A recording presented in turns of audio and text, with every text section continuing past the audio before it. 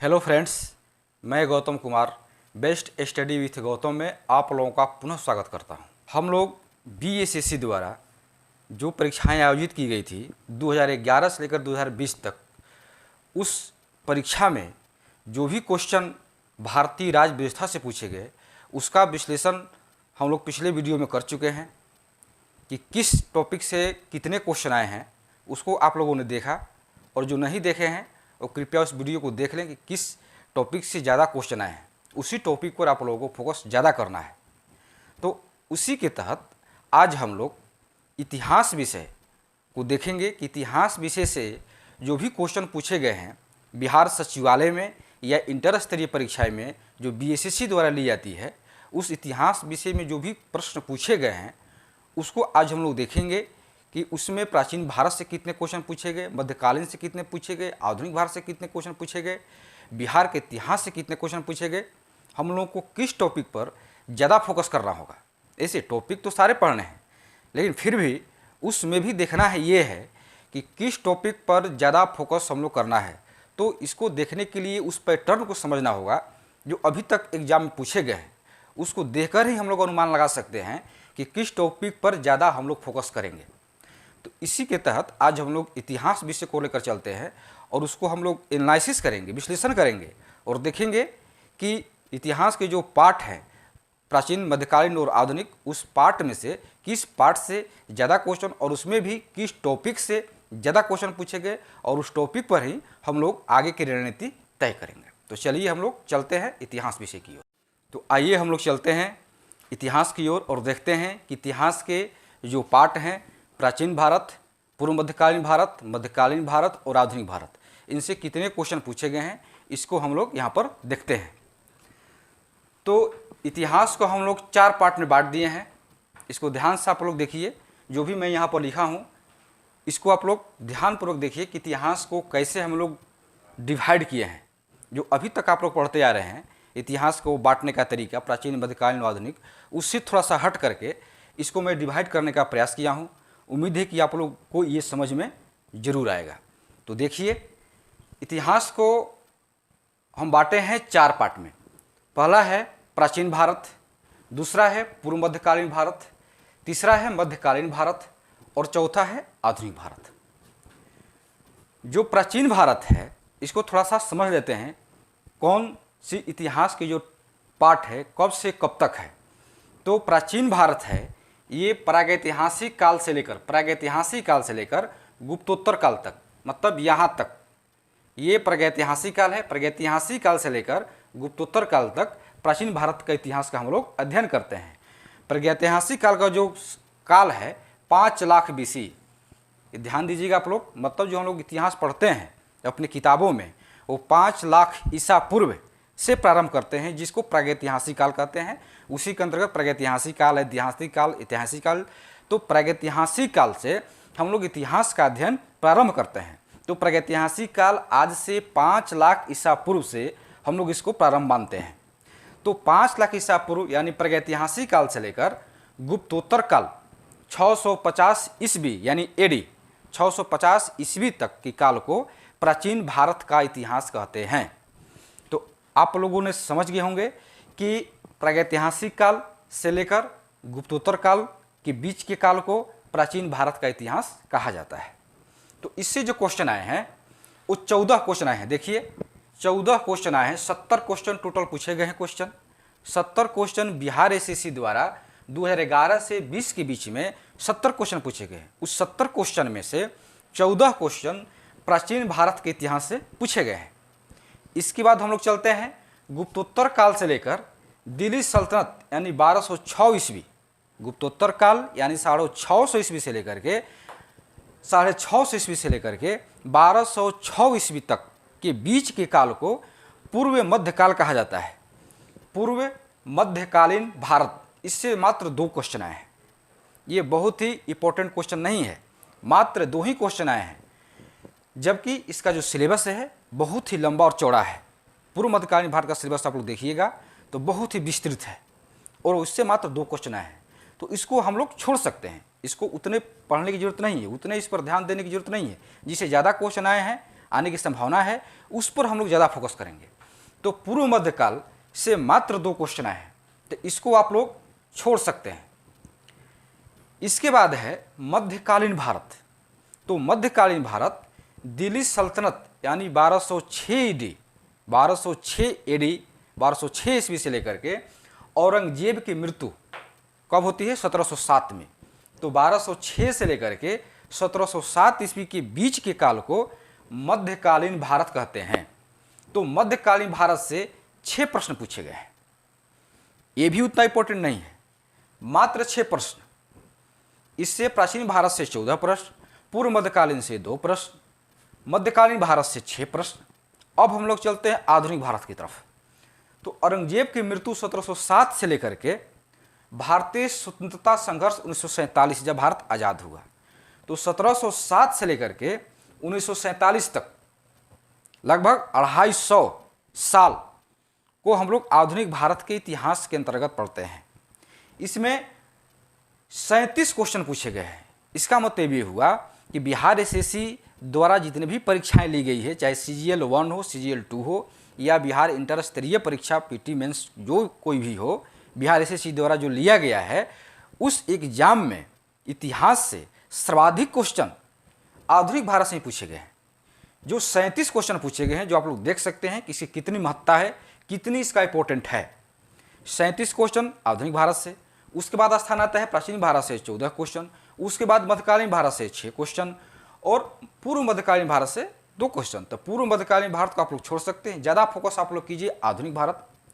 इसमें भी हम बताएंगे कि आधुनिक भारत से भी कौन से टॉपिक पर ज़्यादा फोकस करना है, क्योंकि आधुनिक भारत का इतिहास भी बहुत लंबा है। अगर यूरोपीय कंपनी की आगमन से हम लोग प्रारंभ करते हैं, यानी 1600 ईस्वी से प्रारंभ करते हैं, तो 1600 से लेकर 1947 तक के काल को आधुनिक भारत कहा जाता है। तो इतने लंबा विस्तृत जो आधुनिक भारत का इतिहास है, उसको इतने कम समय पढ़ना मुश्किल है। इसलिए उसमें भी जो महत्वपूर्ण पॉइंट है, महत्वपूर्ण टॉपिक हैं, उसको हम लोग पढ़ने का प्रयास करेंगे, जो कि आप लोगों को हम बताएंगे कौन कौन से टॉपिक से कितने कितने क्वेश्चन आए हैं। इसके बाद एक बिहार का इतिहास हम लोग को पढ़ना है। बिहार के इतिहास से भी क्वेश्चन आए हैं। बिहार के इतिहास से 11 क्वेश्चन आए हैं टोटल। अभी तक बिहार के इतिहास से BSSC द्वारा 11 क्वेश्चन पूछे गए हैं। उसमें भी बिहार के इतिहास से आधुनिक जो बिहार का इतिहास है, आधुनिक बिहार का इतिहास से 10 क्वेश्चन और मध्यकालीन बिहार के इतिहास से मात्र 1 क्वेश्चन। तो इसका मतलब ये हुआ कि आधुनिक बिहार का इतिहास को हम लोग ज़्यादा फोकस करना है। तो अभी आप लोगों ने देखा कि इतिहास से जो भी क्वेश्चन पूछे गए हैं, उसको यहाँ पर ग्राफ के तहत आप लोग को मैं बता दिया हूँ। आप लोग इसको देख सकते हैं, इसको नोट डाउन कर सकते हैं या इसको स्क्रीनशॉट भी ले सकते हैं।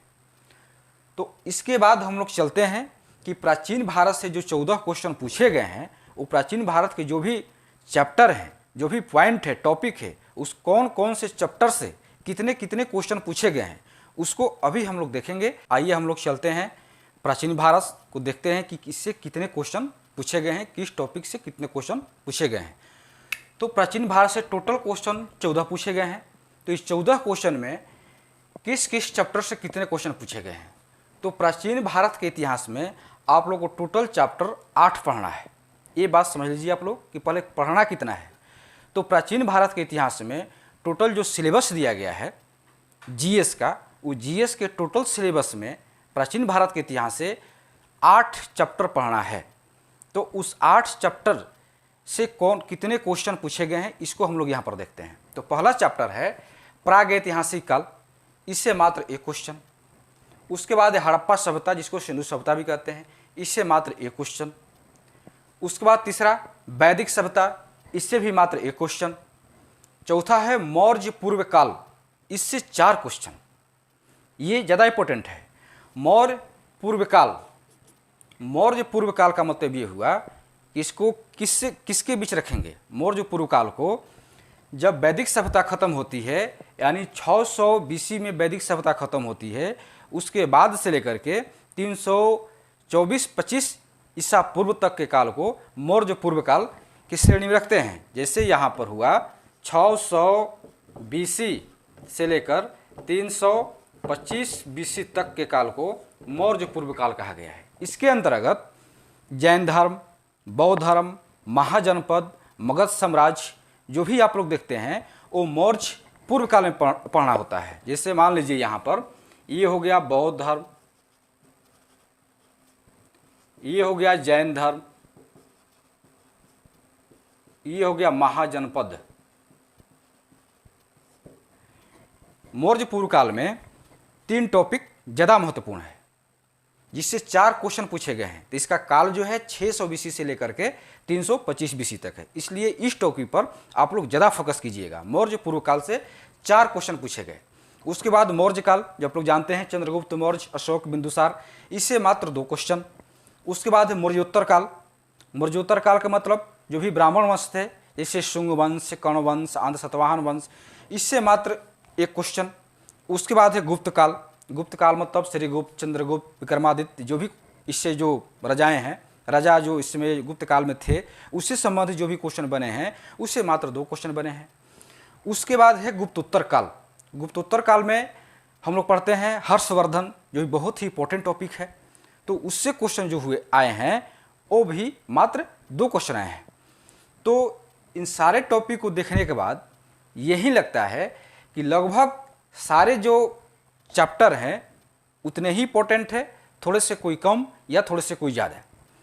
हर एक टॉपिक से 1-2 क्वेश्चन पूछा गया है। केवल मौर्य पूर्व काल को छोड़ दिया जाए जिससे 4 क्वेश्चन पूछे गए हैं, इसको छोड़ करके जितने चैप्टर हैं उन सारे चैप्टर से 1 क्वेश्चन, किसी से 2 क्वेश्चन पूछे गए हैं।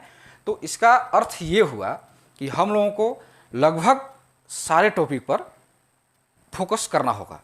अभी चूँकि वक्त है CGL 3 का जो PT होने वाला है, अभी उसमें वक्त लगेगा, तब तक आप लोग प्राचीन भारत के सारे टॉपिक को, जितने टॉपिक 8 जो यहाँ पर चैप्टर हम लिखे हैं, इन सारे चैप्टरों को आप लोग पढ़िए अभी। लेकिन उसमें भी मौर्य पूर्व काल को ज़्यादा फोकस कीजिए क्योंकि इससे 4 क्वेश्चन पूछे गए हैं। तो प्राचीन भारत में 14 क्वेश्चन को आप लोगों ने यहाँ विश्लेषण देखा। अब इसके बाद हम लोग चलते हैं पूर्व मध्यकाल को हम लोग नहीं देखेंगे क्योंकि इसलिए कि उसमें मात्र 2 क्वेश्चन पूछे गए हैं, इसलिए उसको हम लोग छोड़ सकते हैं। अब सीधे यहाँ से चलेंगे हम लोग मध्यकालीन भारत की ओर और उसमें देखेंगे कि उसमें कितने चैप्टर हैं और उस चैप्टर से कितने क्वेश्चन पूछे गए हैं। अब हम लोग चलते हैं मध्यकालीन भारत की ओर। क्योंकि पूर्व मध्यकाल हम लोग नहीं पढ़ेंगे इसलिए कि उससे मात्र 2 क्वेश्चन पूछे हैं और उसका सिलेबस बहुत ही विस्तृत है। उसको हम लोग GS के जो हम लोग प्रारंभ किए हैं सीरीज, उसमें हम लोग पढ़ेंगे, लेकिन बिहार सचिवालय के लिए उसको उतना पढ़ना जरूरी नहीं है। इसलिए हम लोग सीधे मध्यकालीन भारत की तरफ चलते हैं जिससे टोटल क्वेश्चन 6 पूछे गए हैं। तो मध्यकालीन भारत में टोटल हम लोगों को 5 चैप्टर पढ़ना है। जितना हम लोग का सिलेबस दिया गया है GS में, उस GS के सिलेबस में मध्यकालीन भारत से टोटल 5 चैप्टर बनते हैं। तो इस 5 चैप्टर में से मात्र 2 चैप्टर से ही क्वेश्चन पूछे गए हैं बिहार SSC द्वारा, जिसमें पहला पॉइंट है दिल्ली सल्तनत, इससे 2 क्वेश्चन, और दूसरा जो चैप्टर है मुगल साम्राज्य, इससे 4 क्वेश्चन। इसके बाद जो चैप्टर है भक्ति आंदोलन, सूफी आंदोलन, स्वतंत्र प्रांतीय राज्य, इतना ही चैप्टर है। तो ये 3 से क्वेश्चन नहीं पूछे गए हैं BSSC द्वारा अभी तक। लेकिन इसका ये मतलब नहीं कि इससे आगे भी क्वेश्चन नहीं पूछेंगे, इसका ये अर्थ नहीं। इसका ये अर्थ हुआ कि इस पर हम लोगों को कम ध्यान देना है। इसका ये अर्थ आप लोग न लगाएं कि इससे क्वेश्चन अभी तक नहीं पूछे गए हैं तो आगे भी नहीं पूछेंगे, ये नहीं हो सकता। पूछ सकता है, लेकिन चूंकि टाइम कम है इसलिए हम लोग को वैसे क्वेश्चन, वैसे टॉपिक और वैसे चैप्टर पर हम लोग को फोकस करना है जिससे क्वेश्चन आए हुए हैं या जिससे ज़्यादा क्वेश्चन आए हुए हैं। तो इसको हम लोग फिलहाल छोड़ सकते हैं। तो हम लोग 2 टॉपिक पढ़ें, मुगल साम्राज्य और दिल्ली सल्तनत। मुगल साम्राज्य से 4 क्वेश्चन जिस पर ज़्यादा फोकस आप लोग कीजिए, जिसको बाबर से प्रारंभ करके औरंगजेब तक हम लोग चलते हैं। और दिल्ली सल्तनत कुतुबुद्दीन ऐबक से लेकर के इब्राहिम लोदी तक है दिल्ली सल्तनत। तो दिल्ली सल्तनत से 2 क्वेश्चन, मुगल साम्राज्य से 4 क्वेश्चन, टोटल 6 क्वेश्चन।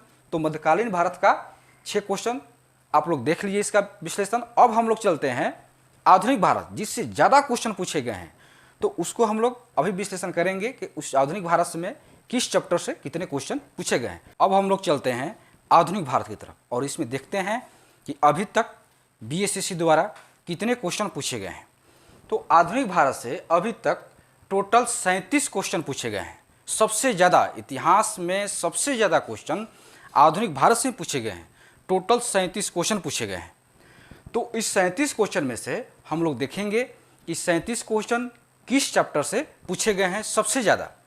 तो आधुनिक भारत में हम लोग को इतना ही चैप्टर पढ़ना है, 14 चैप्टर या 15 चैप्टर, इसको अगर बांट देंगे तो कभी कभी 15 चैप्टर भी हो जाएंगे, लेकिन ऐसे 14 चैप्टर भी हम लोग लेकर चलते हैं। तो टोटल आप लोगों को आधुनिक भारत में 14 चैप्टर पढ़ना है।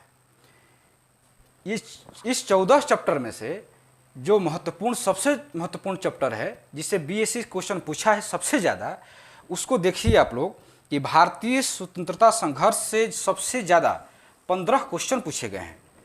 भारतीय स्वतंत्रता संघर्ष जिसको हम लोग 1885 के जो कांग्रेस की स्थापना होती है उससे प्रारंभ करते हैं और भारत की आज़ादी तक, मतलब 1885 से लेकर उदारवादी, उग्रवादी और गांधी युग जिसको आप लोग पढ़े होंगे, तो ये होता है भारतीय स्वतंत्रता संघर्ष।